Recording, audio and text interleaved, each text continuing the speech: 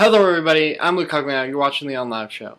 If you're tuning in for the first time, this is a movie review show, and I review the latest films every week, and this week I saw Men in Black 3.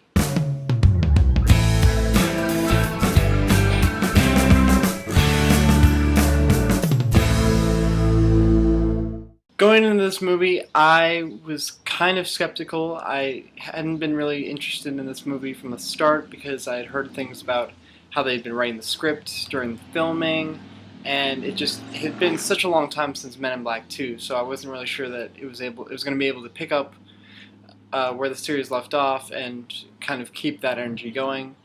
So going into this movie, I had very low expectations, and I was expecting to be really disappointed and just have a really bad time with the movies.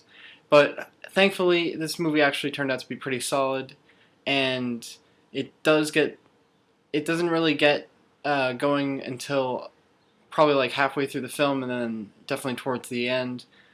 And that's kind of disappointing because I wish it had been a little more consistent and had been a little more funny throughout the whole film, but it definitely is a good film for this series. And I was pleasantly surprised that it wasn't completely awful.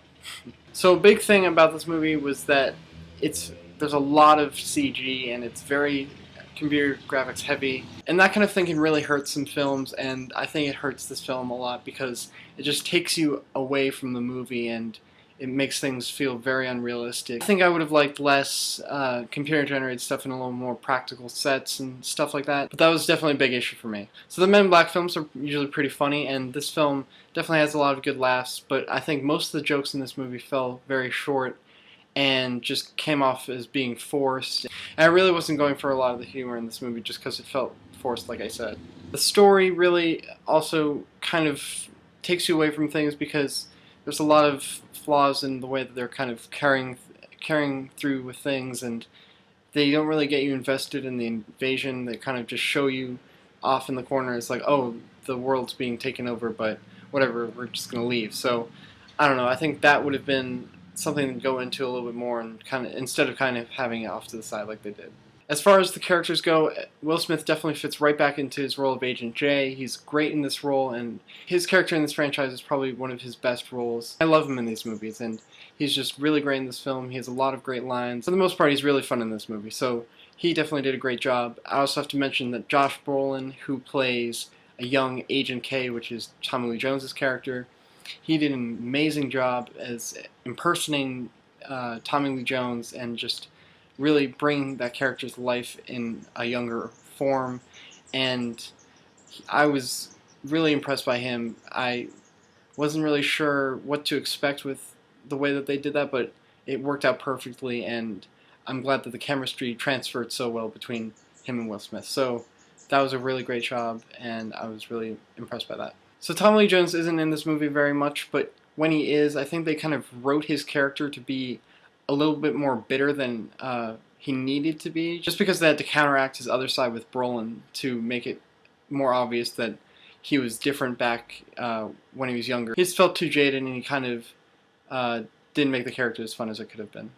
We also have the big villain of this movie, Boris the Animal. He wasn't as strong a villain as I would have liked him to be. I think the Bug from the first film is still probably the best villain of the series, just because he's so memorable. The reason I really didn't like Boris the Animal in this movie is just because he looked like Macho Man Randy Savage, and he kind of just was annoying throughout the whole film, and he didn't really do much for the story. So I would have liked a stronger villain and to just keep things a little more interesting. So Will Smith and Josh Brolin are definitely in the spotlight for this film, but also I'd like to mention that the scene with Andy Warhol, played by that guy from SNL, he was a lot of fun, and I thought that scene was hilarious. And then also any scene with Griff, who's another alien, because he was a lot of fun, and he just was such an interesting character, and he was so different. So it was definitely fun to see that guy too.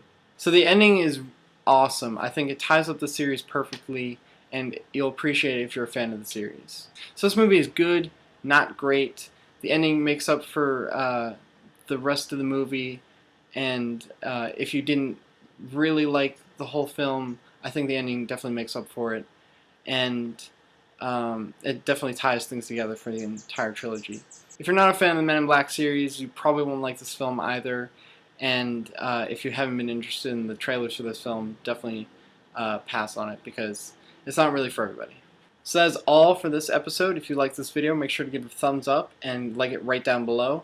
And while you're down there, click on that like button. You can check out links for the trailer for this movie, the last episode of this show, and also my music video I did for the band Orange. If you want to see more reviews, I have new episodes on Mondays, and you can click the subscribe button right up there. For today's question of the day, I want to know, what's your favorite movie, Alien? Leave your comments right down there. I'll see you guys next time, and that's it.